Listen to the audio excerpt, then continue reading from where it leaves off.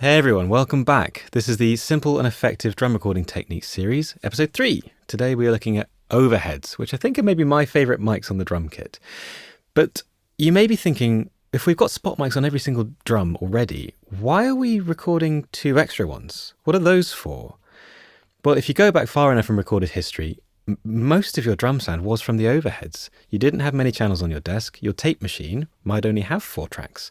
And so you really needed to do a lot with a little. And overhead mics meant instead of picking up just 1 or 2 individual drums, are giving you the whole thing just with 1 or 2 channels if you're recording in stereo. Over the years, though, desks got bigger, tape machines got more and more tracks, and suddenly you could record every single drum individually. And you had loads of flexibility that way. You want to put reverb just on the snare drum, you can. If you want to compress just the kick drum, you can. Whatever you want, wherever you want things panned, you can do it. To the point where overheads today can sometimes feel like this kind of hangover of a bygone age, right? Do we really want just a whole picture of the drums when we can build that ourselves? Some engineers will tell you no. They might record overheads, but really just as a way to pick up the cymbals, nothing else. But I'm going to try and convince you in this video that maybe we don't want the super old school technique, but maybe we don't want that super modern just cymbal mics technique either. I think there's a happy medium, and we're going to talk about today how to set that up, what it should be giving us, how it should sound, and why don't we have a listen just as a starting point straight away. I'm going to play you a really simple drum groove that I recorded. It's kick, hat, snare. Couldn't be simpler. We're going to listen at first just to the spot mics, and I'm going to bring in the overheads and just watch how it changes for you.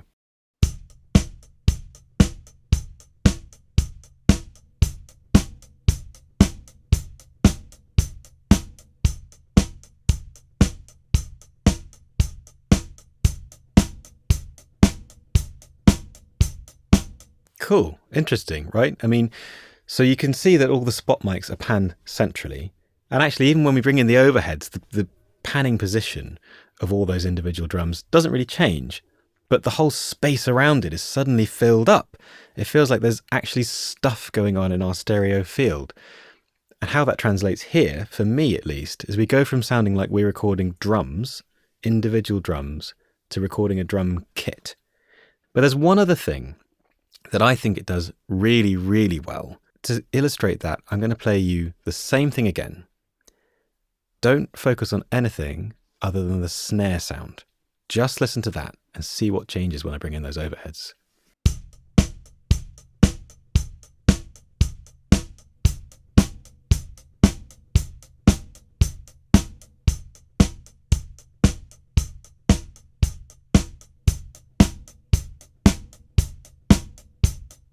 You hear how that snare just suddenly has a lot more heft. It suddenly brings forward the fundamental a lot more. It's got a lot more of that chest-thumping, direct, punchy, fundamental frequency to it. Now, there aren't any toms in this mix, but if there were, you'd hear it's doing the same thing on all of the drums. I'm thinking of overheads not just as extra mics for air. They are like the foundation of the whole drum sound. They're the scaffolding which I'm going to place everything else onto to build up the picture of the drums in our mix. The question is, how do we go about recording a sound a bit like that? And actually, what do the overheads sound like on their own? Let's just check that out.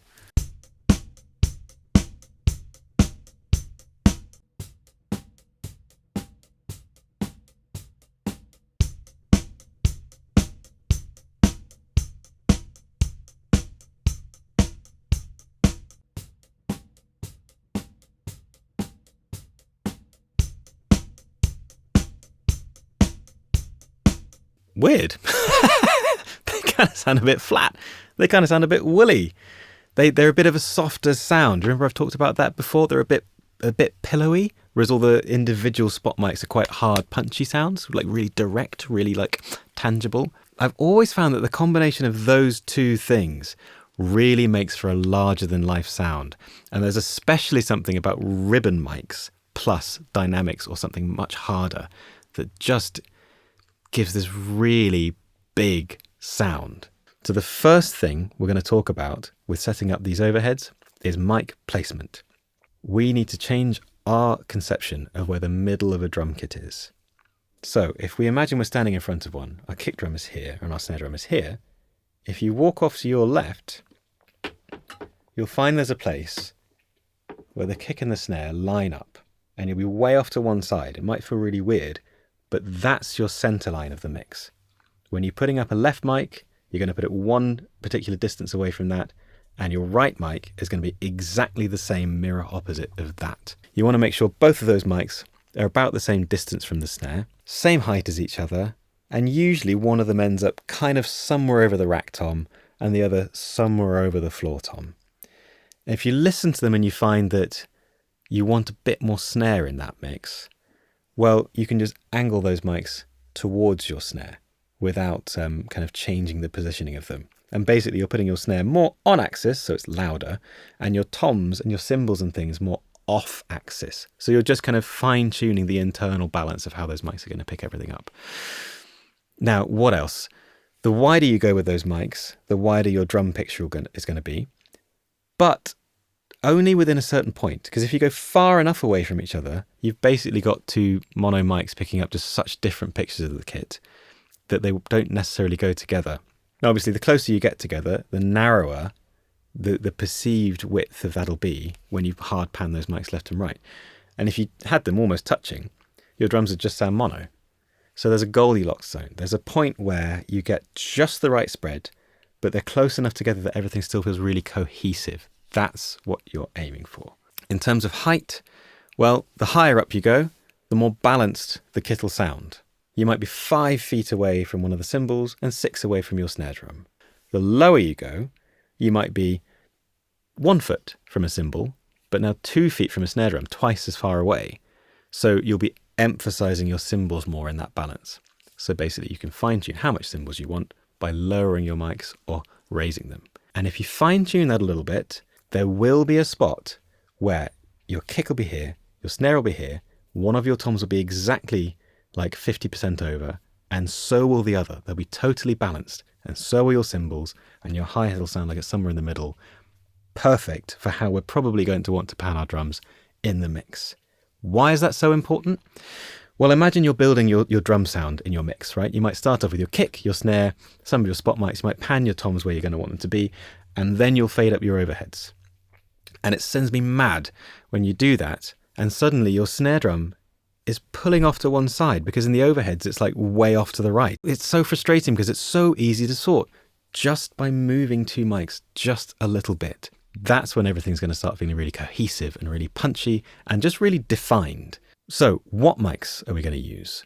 You might think, I certainly did when I was starting out in my career, that because a drum kit is such a full range instrument, right? You've got subs from the kick drum all the way through to super, super highs from the cymbals. You're going to want a mic that picks that all up in a really detailed way, right? You might want a small diaphragm condenser mic. I tried that. And I always found that the cymbals were really brash, or if they weren't, then everything else kind of felt a bit lackluster and boring. For some reason, with drums, it always works better to just record overheads dark. And actually, the cream of the crop, the best of the best, you'll have seen other engineers talking about this too, are Coles 4038s. They kind of strike this amazing balance of having that typical inherent ribbon mic high-end dip, that kind of inherent warmth, but they feel really punchy. If you can't get hold of Coles 4038s, the next best thing is any other ribbons, and the next best thing after that is just a dark sounding mic. So whatever you can have that's going to take focus away from the high end, although still record that information, and just focus in on the kind of the meat of the sound, you know, the mids and like the kind of the higher end of the low end. Now, one advantage of doing that is that we can bring that high end back in the mix. We can use a really sweet sounding EQ just to tailor that high end exactly where we want it to be. It also gives you the luxury of choice, right? Because not all EQs are created equal. Some of them will bring up the high end and sound really harsh, and others will bring up the high end and sound just really beautifully clear and sweet. Like if you've got a great emulation of like a Pultec or a Curve Bender, or like API 550s will do this really well too.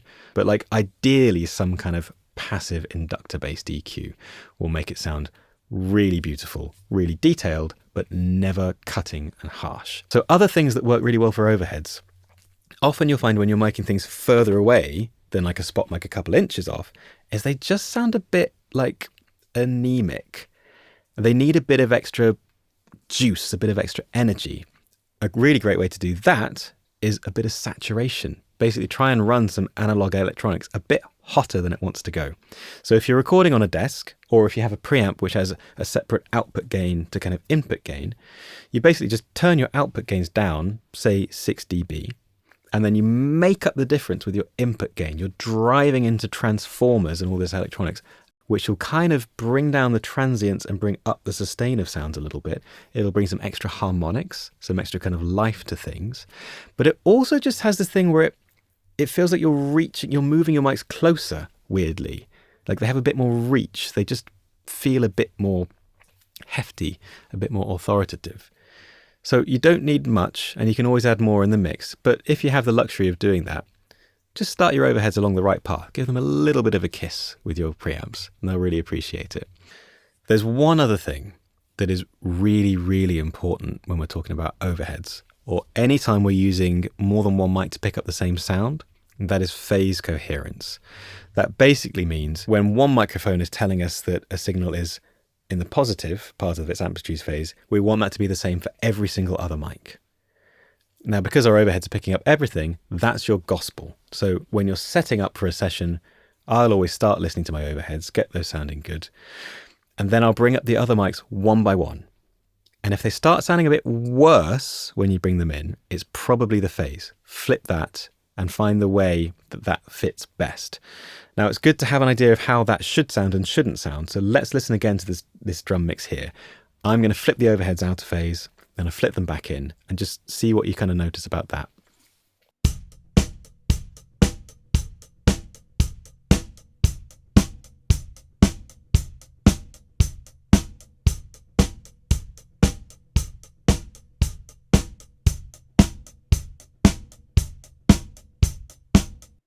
So to me, the biggest difference there is to listen for whether a sound is jumping out of the speakers towards you or whether it's receding back. Phase and polarity is all important with drums. So make sure that all your individual spot mics are fitting in to the phase picture as well of your overheads. So there we go. That to me is what overheads are all about. They are the glue of our drum sound.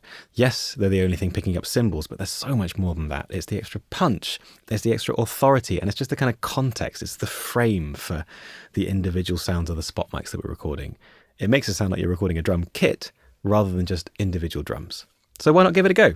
Next time you've got a session, put up some calls if you've got access to them, and let me know how it goes. Next episode, we're going to be looking at tom mics, so I hope you'll stay tuned for that. But in the meantime, have a great session, and I'll see you soon.